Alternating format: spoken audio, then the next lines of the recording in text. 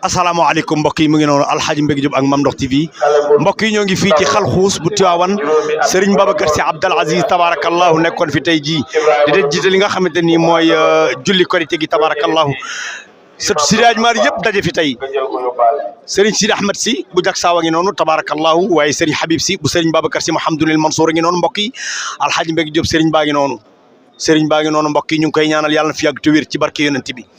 Alxaaji Mbégi Diop ak Mame Ndokh TV Serigne baa ngi noonu ci ndigalu xalifa bi nag la fi ñëwee tabarakallahu tey def fi discours boo xam ne tabarakallah Tidiane yëpp a kontaan taalibe Seydi Hadji Malick yëpp a kontaan jullit yëpp a kontaan mbokk yi ñëpp ñu ànd di ñaanal Serigne bi yàlla na fi yàlla def mu gudd fan loolu te wér ak magam ju tedd Serigne Babacar Sy Mouhamadoul Mansour xalif général de Tidiane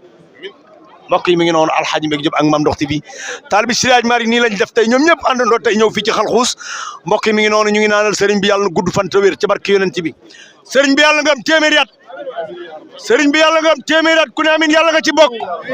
Alxaaji Mbégi Diop ak Mame Ndokh TV Serigne bi yàlla nga fi yàgg te wér ci barke Seydina Muhammad ku ne amin yàlla nga ci bokk ci barke yonent bi jërëjëf waa léegi ana